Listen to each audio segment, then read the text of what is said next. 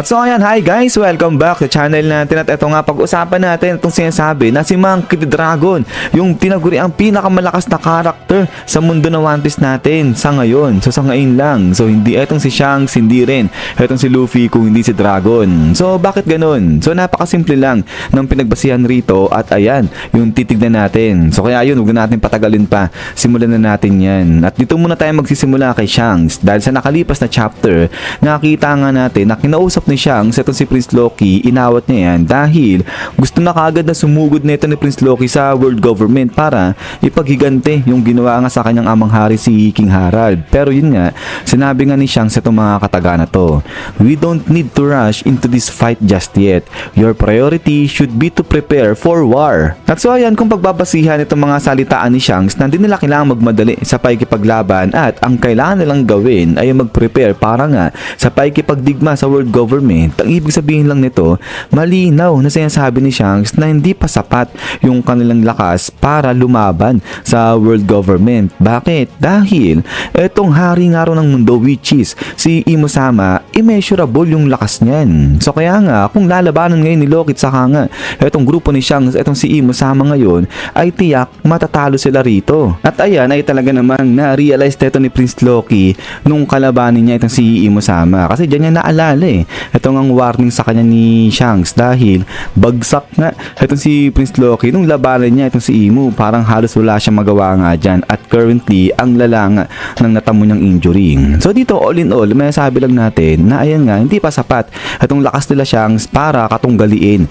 ito si Imo-sama at kailangan nilang mag-prepare pa. Pero sa kabilang banda, itong si Monkey D. Dragon hindi ganon dahil sa simulat sa pool, itong Revolutionary Army natin ay tinutugis na at ang target nila yung world government. So ayan talaga yung gusto nilang pabagsakin kahit dati pa. At so now, ay eto nga sabi ni Monkey D. Dragon na kapag nagsimula ng kumilos ang God's Knight, ay dyan na rin sila magsisimulang kumilos. At naging totoo naman itong si Monkey D. Dragon dyan sa kanyang mga sinabi dahil nalaman nga natin na itong Revolutionary Army kumilos na rin sila at ayun nga inaatake na, binabanatan na itong mga Celestial Dragon. At base naman yan sa report nito ni Laffy Tay. So sabi nga ni Laffy Tay dito, kina-cut off na ng Revolutionary Army yung mga dumarting na mga bagahe at saka mga pagkain doon sa may Marijoa. So ibig sabihin, ginugutom ng Revolutionary Army yung mga Celestial Dragon. Pero ito nga alam ko dito sa part na to, may argument lahat dyan kasi di ba yung iba sinasabi na baka naman hindi yung Revolutionary Army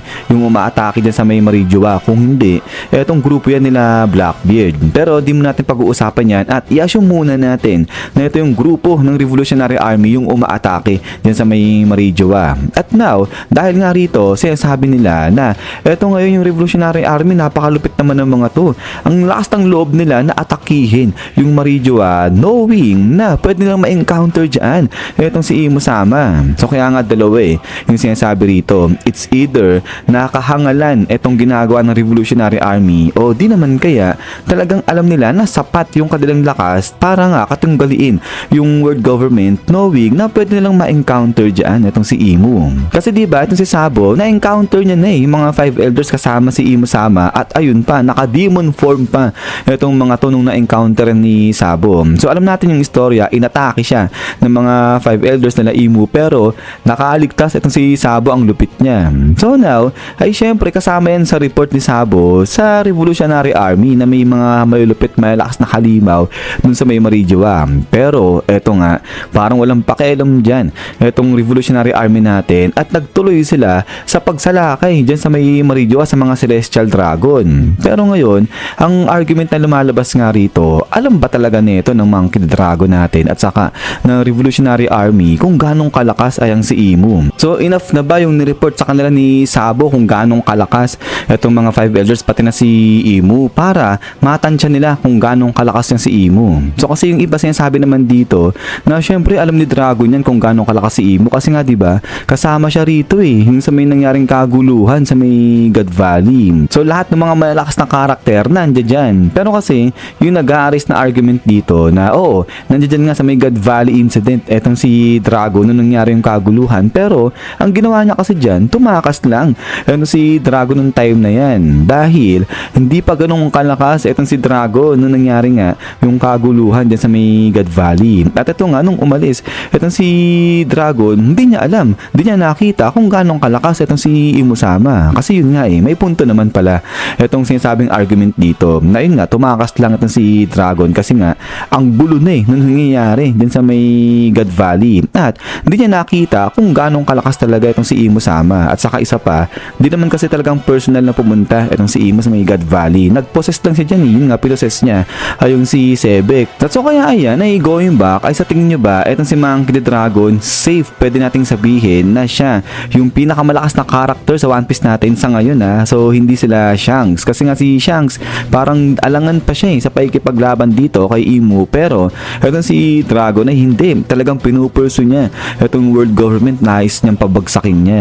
So kaya yan, kayo ba sa tingin nyo, saan kayo maglilin dun sa sinasabi ng iba na kahangalan itong ginagawa nila Monkey D. Dragon na pagpursu pagtapos sa world government, kasi hindi nila alam na kung ganong kalakas nga itong si Imusama, o dun kayo sa side na sinasabi na kaya pinupursu na ito ni Monkey D. Dragon itong world government, kaya niya gustong pabagsakin yan kasi natansya niya na, alam niya na kung ganong kalakas itong mga to at alam niya sa sarili niya na enough yung kanyang lakas, yung kanyang kapangyarihan para talunin itong mga to. At so pagkatapos niyan, ni Sean, so hanggang dito lang itong video natin at ayun, siguro pa i-comment lang sa baba kung ano yung masasabi nyo rito kay Monkey D. Dragon sa kay Imo o sa laban ng dalawa na to. At yun nga guys, ulit maraming salamat sa panonood dito kay One Piece natin. So yun, so lagi mag-ingat, God bless niyo lahat at kita-kits tayo ulit.